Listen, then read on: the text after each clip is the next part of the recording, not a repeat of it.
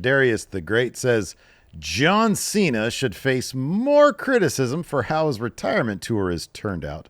Not to absolve Triple H and Creative for their blunders, but Cena has the stroke to dictate exactly what he does. This is an interesting one because it was announced today that, and the way they set this up on social media was interesting, that we're going to get John Cena versus AJ Styles at Crown Jewel Perth. John Cena had tweeted out on socials, hey, everybody, would you love to see me and AJ Styles? Triple H, are you listening? And he tags everybody. So, everybody's like, yeah, that'd be great.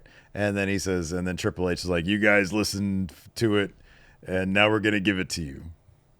Everybody's making it sound like this is John Cena, forcing the issue with Triple H. That's not what happened here. What happened here was John Cena was told he's going to get AJ Styles. And look, maybe there is some amount of collaboration here. Maybe Cena was like, hey, you got a couple more matches, or Triple H was like, you got a couple more matches left, John. This is what we're thinking of. This seems like a no-brainer, you and AJ Styles. Cena's like, yeah, cool, let's do it. Maybe I don't know what the situation is, but the idea that John Cena is like using social media to force the hand of Triple H in a match that's a no-brainer is beyond silly. Yeah. The entire social media, it was set up to make it look like John Cena is listening to the fans and he's telling Triple H this is what they want, and Triple H obliges. No, this decision to have this match was probably made weeks ago. If not months ago. If not months ago. Yes. It was probably set up this way because Cena's got no more dates between now and Crown Jewel.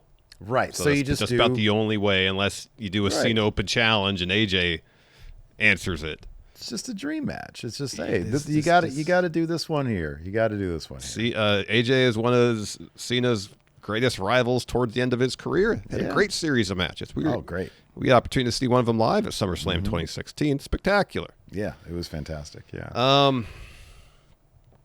don't know. You just, I think yesterday, or was it today? I can't remember.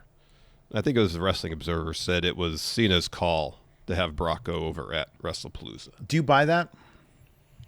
I mean, there's no way for us to know if that's true. There's no way for us to know, but the idea was, Cena's very unselfish, and on the way out, he wants to try to help get people over.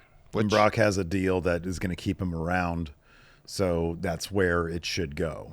Yeah, if it's the situation where Brock's, apparently Brock's being advertised for Mania next year, or he's on the advertising for it. And so if the idea was, we need to reestablish Brock as a dominant force, Cena's like, all right, cool, let's do it.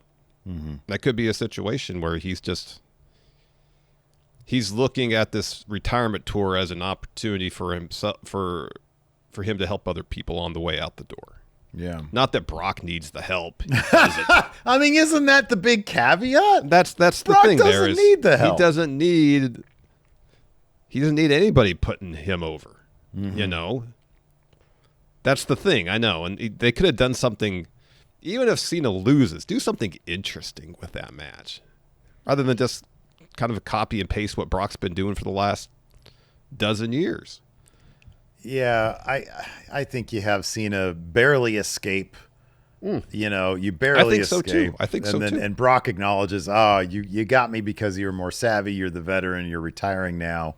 Maybe he shakes his hand and he gives him an F5 at the end. After the match is done.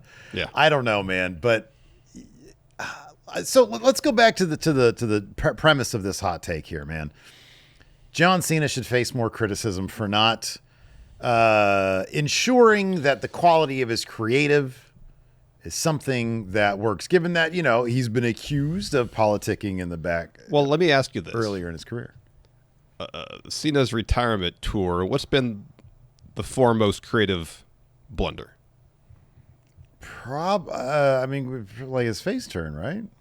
Well, that, but also they set up something at Elimination Chamber. Yeah, sure. Yeah.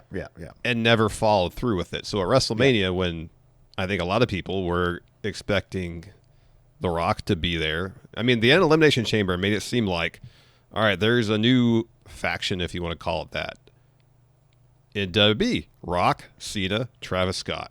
That's what it seemed like. The last image with the three of them standing together. Yeah.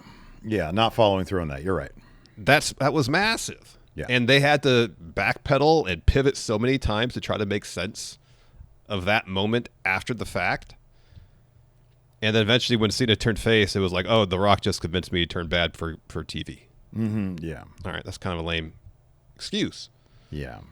But if the setup, if there was follow through on the setup, Yeah. maybe we're having a different conversation here now. And that, again, this isn't to absolve anybody of any sort of blame in terms of what didn't work during John Cena's retirement tour. But if a fairly short-sighted decision wasn't made to have The Rock show up at Elimination Chamber to boost ticket sales a little bit, we might not even be having that conversation in terms of, oh, what a massive creative blunder after the fact, after Elimination Chamber, with the fact The Rock wasn't involved ever again. Yeah, I mean, there are certain matches that we get. So, like, all right, this is the match. These are the matches here. The Cody match, the original Cody match. You know, the way that was booked with Travis Scott, bad move. You book that like, just do a good match. Cena cheats, and then you're good, right? Don't have Travis Scott come out. That's silly. The next match against Randy Orton was a good match. It was solid. Can't complain much about that one. Then you do this stuff with R-Truth, and I'm so not opposed to something with R-Truth, but this match was like minutes long. It was not very long. It was a handful of minutes long. There was an opportunity there seemingly to do something interesting, and it just didn't happen. Then he teams with Logan Paul against Cody Rhodes and Jey Uso at Money in the Bank. That, to me, is a wasted opportunity of some sort. Yeah. Then on a SmackDown, R-Truth defeats John Cena by DQ. I don't remember. Again, you're going back to the R-Truth thing. They were focusing on R-Truth for like weeks. And it was like, why are you doing this right now? Then you get the CM Punk thing. Now, I'm on record saying I hate Punk life. But a lot of people liked it, and some people were cool with this match. You do this match, and this is the match that we got. It's the match that we got. You do that match. You can't really complain too much about that. And you know what? At least they tried something with the Punk life stuff. They tried something, and the Cena pipe bomb was actually pretty good. It's not a bad. It's a pretty good pipe bomb. So you got something good out of that. And then you do the SmackDown face turn, and there lacked the drama of what that face turn should have been. So, I don't know. Cena had made a comment about how, they've already midway through his heel turn or through his heel run. They had, I think it was on Breakfast Club or something. And he said, we've already pivoted several times. A variety of things backstage go on, including like, what's the status of The Rock? Is he going to be here? Is he not going to be here? And maybe on paper in the writer's room, things sounded good. And then when they actually execute them, which you don't know what's going to happen. It's not like you can do, a cut or two of a movie and watch the thing and be like, this doesn't work. This doesn't work. And then you do a cut, you take it to focus groups. They didn't respond well to this. Let's cut it some more. Let's do some more stuff. Let's do some reshoots. This ain't that. This is, we got an idea here that we have to enact live in front of millions, and then you're just stuck with it. And I hate to say, because plenty of angles have been done well. The one absolutely egregious thing is the face turn. Yeah. Because whoever greenlit, it was Triple H, that promo, Yeah, it was. That is the most egregious, because on paper it's terrible. Yeah. On paper you could say, the concept of how Cena wrestled that match against Cody, oh, well, he's a bad guy now, so maybe trying to milk it. Travis Scott, I don't know if anybody realized that him walking in slow motion to the ring was going to be as stupid as it was. You figure it would be, but maybe they're thinking, oh, it'd come off as menacing.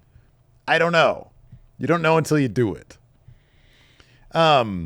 The big egregious thing is the face turn, which why everybody in the room didn't say this is the worst idea we could come up with. I know. Is that one. Yeah. So I don't know. I mean, for all I know, Cena's pitched on this stuff, and he's like, okay, cool. If he thinks any of this is crap, you'd like to think that he would speak up, but I just don't know that he was aware that it was crap. Mm-hmm. You know, I like to think that none of these guys think it's crap, and they just put it out there and it just didn't get a good response. The Lesnar one was. If Cena really did speak up and say, "Hey, I need to lose and get squashed by this guy because he's going to be around," and that's how you set up a, Yeah. then boy oh boy, he misread that one. Yep.